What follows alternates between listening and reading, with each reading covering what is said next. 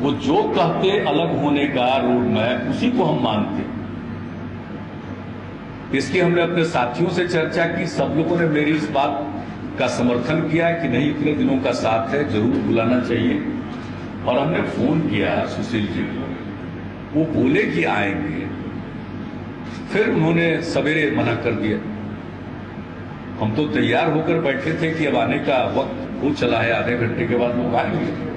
हम तो इंतजार कर रहे थे, तब तक श्री विजय चौधरी जी को उनका फोन आया, ये आकर के इन्होंने हमको सूचना दी। फिर हम जो साथी पार्टी के साथियों को हमने बुलाया, बातचीत किया कि भाई अब क्या करना। तो फिर हमने एक प्रयास और किया, वो किया कि कैबिनेट की मीटिंग बुलाई कि भाई कोई कैबिनेट से इस्तीफा तो दिया नहीं उन्होंने, कैबिनेट तो आज भी एग्जिस्ट करता था और सार्वजनिक बयान था कि हम त्याग पत्र नहीं देंगे। तो कैबिनेट की मीटिंग होगी, उसमें हम लोग चर्चा कर लेंगे।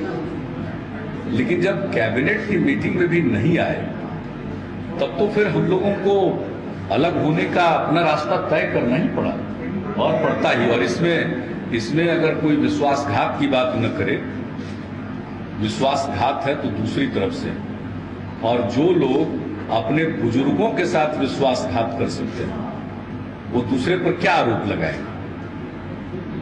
जो बुजुर्ग थे उनके, अटल जी, अडवाणी जी, उनको भूल गए। हमने अटल जी के कार्यशैली की प्रशंसा की, उस पर लोगों ने बुरा माना। बिहार की अस्मिता की बात की, बिहार के काम की चर्चा की, उसको लोगों ने बुरा माना। यानी अपने काम की चर्चा करना किसी की शिकायत थी, किसी की आलोचना थी। मेरे पार्टी के राष्ट्रीय परिषद में दिए गए भाषण को आप गौर से देखें तो उसमें अपनी बात कही गई है। जो बात राज्य की थी, राज्य के काम की थी, और केंद्र में जो एनडीए बना था और केंद्र में आदरणीय अटल जी के नेतृत्व में सरकार चली और किस तरह से अनेक सहयोगी दलों को उन्होंने जोड़ा और सबको साथ लेकर चलने की उनकी रणनीति थी, उनका स्वभाव था, इन सब बातों की हमने तारीफ की, वो भी बुरा माना गया। तो जो बुजुर्गों के साथ को भूल जाए वो दूसरे पर क्या आरोप लगा सकते हैं। और बात भारतीय संस्कृति की होती है तो भारतीय संस्कृति में तो बुजुर्गों का सम्मान करना सिखाया गया है। ये कौन सी नई संस्कृति आ गई जिसमें बुजुर्गों को दरकिनार कर दिया गया। इसलिए इन सब बातों पर हम लोगों को जितनी बात कहनी चाहिए थी उतनी बात कल ही कह ली गई।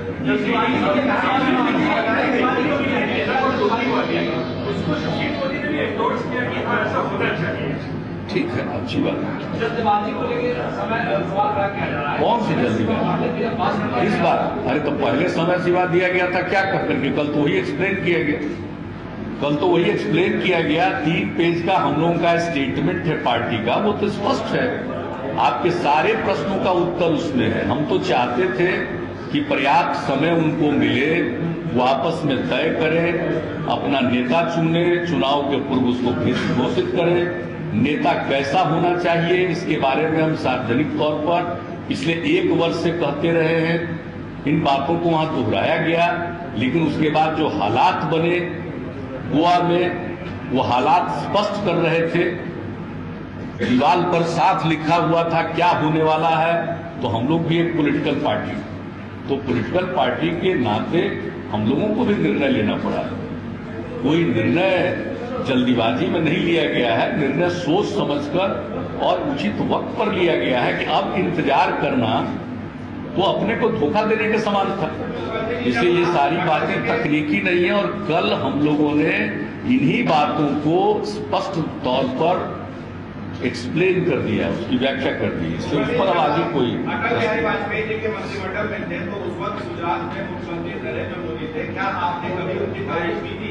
देश भर में उन्हें लाने की बात कही थी, वहां के विकास की बात आपने तारीफ की थी?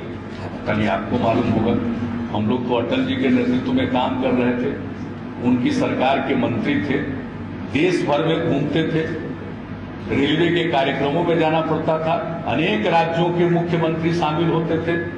और जब कार्यक्रम में कोई जाता है सरकारी कार्यक्रम में तो वहां पॉलिटिकल भाषण नहीं दिया जाता, या यही मिक्स किया जा रहा है।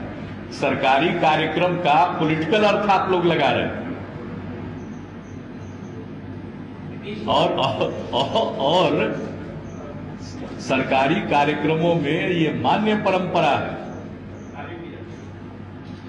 एक दूसरे की शिकायत नहीं की जाती है सरकारी कार्यक्रम में। वो एक प्रोटोकॉल है, एक मान्य सिद्धांत है। इन बातों को समझा करिए। जहां तक पॉलिटिकल बात आप लोग करते हैं, गुजरात में जेडीयू का कभी कोई समझौता नहीं था, और जेडीयू को जो भी सीट मिलती है, चाहे 2 मिले या 1 मिले, अपने बलबूते पर मिलती है। अस्वस्थ थे, उनको लड़ा दिया मुजफ्फरपुर, और उसके बाद लड़ाने के बाद उनको भूल गए लोग। तो उनको याद कौन रखा, सम्मान कौन दिया? तो हमने जौहर साहब को कहा, राज्यसभा का एक उपचुनाव हो रहा था, हमने उनसे पूछा कि जौहर साहब आप राज्यसभा में जाना पसंद करेंगे? उन्होंने कहा जाऊंगा। तो हमने कहा कि तब आ जाए। और जब हम एयरपोर्ट पर उनको रिसीव करने के लिए गए, तो यहां पर उपस्थित कई लोग वहां थे, जिसमें से एक आप भी थे। और उसके बाद जौहर साहब का स्वास्थ्य बिगड़ता चला गया, और आज वो बेड रिडन है। हम लोग जाकर जौहर साहब से मिलते हैं, आपको ये पता नहीं है, हाल चाल पर नजर रखते हैं। इसलिए हमारे यहाँ बुजुर्गों का पूरा सम्मान है, बुजुर्गों का पूरा सम्मान।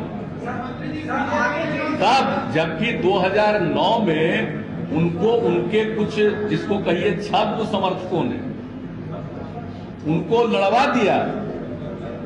ऐसे उनके समर्थक थे, शुभचिंतक थे, जो अस्वस्थ थे, चुनाव लड़ने की स्थिति में वो नहीं थे तब।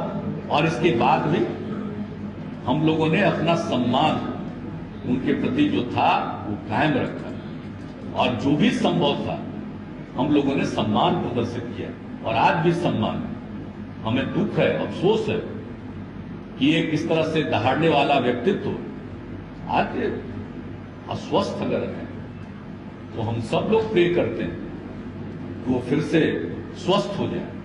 हम लोग यही प्रार्थना करें।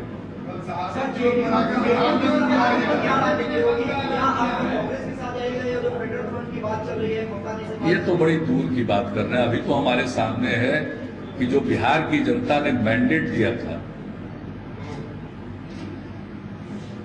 तो उस मैंडेट के मुताबिक बिहार में आगे काम होता है। हमने नहीं छोड़ा है, वो छोड़े।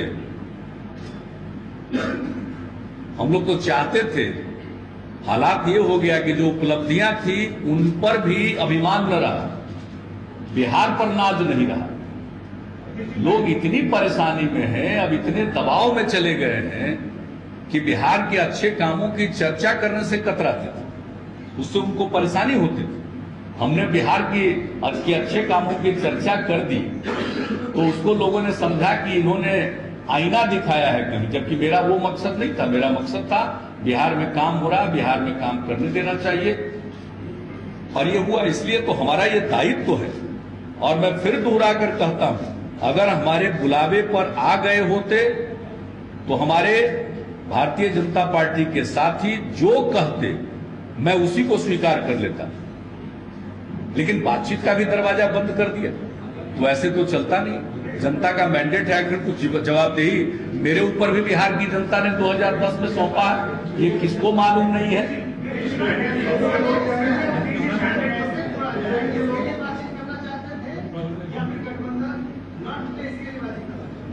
गठबंधन न टूटे, ये तो वो बता रहे थे कि उनकी लाचारी थी, और ये बात स्पष्ट था। अगर उनके हाथ में होता तो वो बातचीत में भागीदार बनते, लेकिन जब हालात थे जिसमें अगर बचना पॉसिबल नहीं है, संभव नहीं है, तो फिर हम अलग कैसे हों, इस पर चर्चा कर लें। उसका क्या रोड मैप होगा, अलग होने का रोड मैप क्या होगा? अगर वो सार्वजनिक तौर पर बहाना ये बनाते हैं कि हमारा कोई वक्तव्य आ गया, अरे हमारा क्या वक्तव्य था? हमारा वक्तव्य तो वही था जो सदैव था। और जब भारतीय जनता पार्टी के अनेक राष्ट्रीय नेताओं ने, आदरणीय नेताओं ने हमको फोन किया और शरद जी को फोन किया, तो हम लोगों ने यही कहा था कि हमारे जो बेसिक कंसर्न, हमारी जो बुनियादी चिंता है, उसको आप उस पर आप ध्यान दीजिए और ऐसा कुछ आप कीजिए जिससे लगे कि आप हमारे बुनियादी चिंताओं को एड्रेस कर रहे हैं। यही तो हमने कहा था। अब इसका अर्थ आप लोग अखबार में इंटरप्रेट करके कुछ लिखते हैं तो आपकी आजादी है ना। हमारा तो स्टैंड पुराना था, लेकिन उस आधार पर आखिर मिलने में क्या गुनाह था।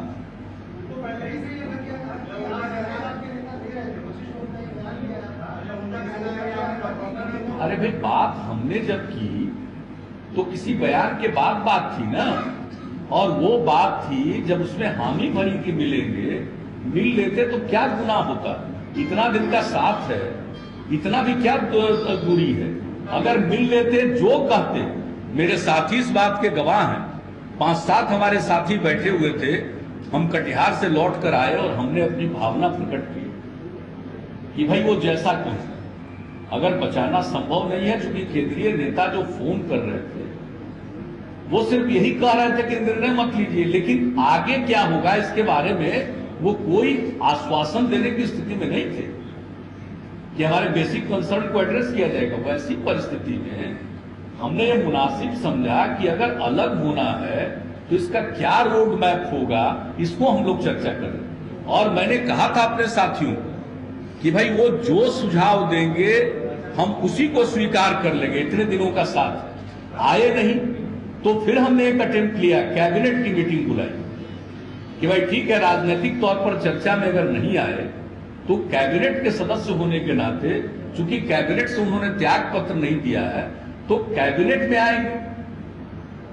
तो कैबिनेट में भी नहीं आए, एक रास्ता निकाला, तब जाकर हम लोगों को यह निर्णय लेना पड़ा। हम लोगों को निर्णय लेने के लिए मजबूर किया गया। राजनाथ सिंह ने कहा है कि ये जो मुहिम है एनडीए की कमजोर हुआ है कांग्रेस सरकार के खिलाफ, तो क्या जब अब इसके लिए जिम्मेवार कौन है भाई? आप अपनी राय थोपना चाहिएगा। तो एक पॉलिटिकल पार्टी के नाते कोई हम लोग स्टेट की इकाई नहीं है भाई। हम तो गवर्न नहीं है ना। आप उसको ट्विस्ट मत करिए, आप ट्विस्ट न करें। ट्विस्ट जब करिएगा तो कल होकर के आप ही गलत साबित होइएगा। इसलिए नहीं, सवाल जो है उसका ही उत्तर हम दे रहे हैं आपको कि कोई भी एनडीए, अगर आज एनडीए से अलग होना पड़ा हम लोगों को, तो आखिरकार ये तो भारतीय जनता पार्टी की विफलता है।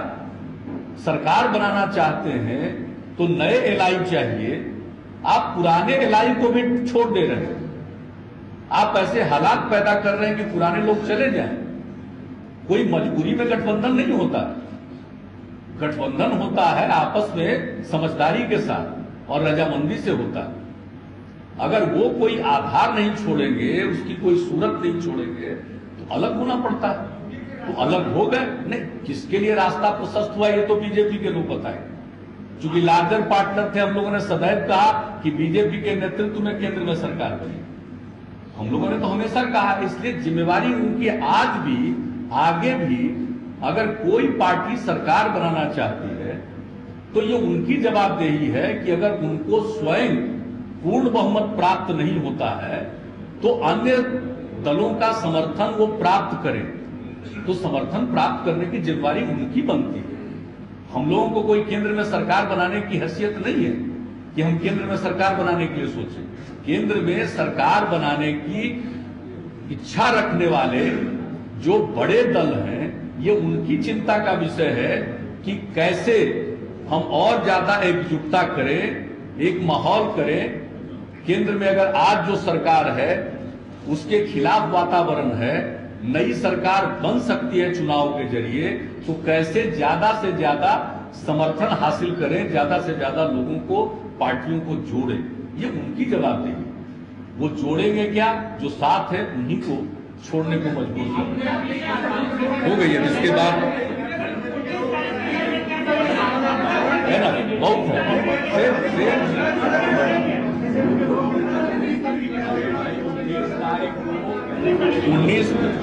19 तारीख को विश्वास मत प्राप्त करने के लिए ही हमने विधानसभा का सत्र आहूत किया है।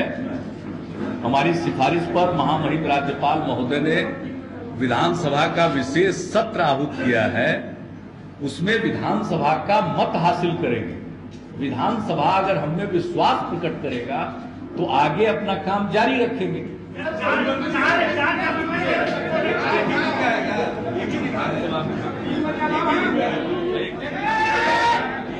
एक आइटम